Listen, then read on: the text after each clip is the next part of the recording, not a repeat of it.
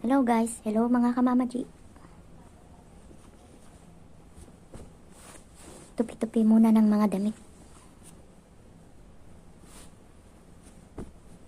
Habang nanonood si Lola doon sa sala kasama ang mga amo.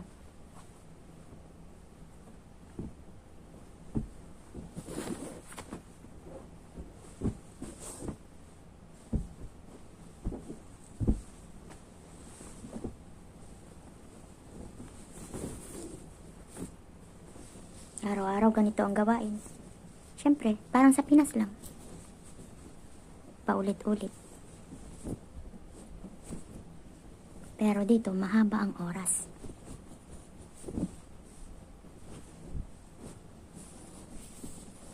Kasi mag-aalas 9 na. Or 8:30. Hindi pa tapos ang trabaho. Yung iba nga umaabot ng alas 12, alauna. Ako naman, lahat ng oras. Pag gumising ang lola, dadalhin ko sa banyo. Tapos magdadasal. Kahit hindi oras ng dasal, nagdadasal yan. Tiis-tiis lang. Mabait naman si Lola.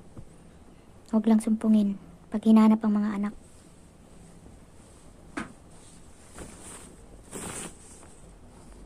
Mga babaeng anak.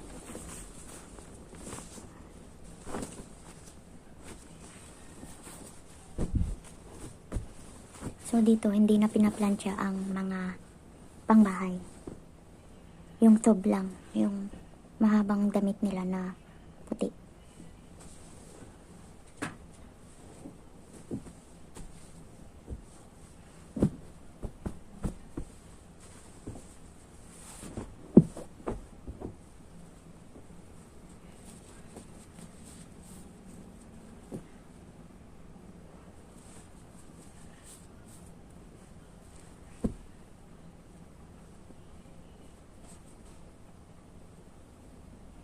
So hanggang dito na lang.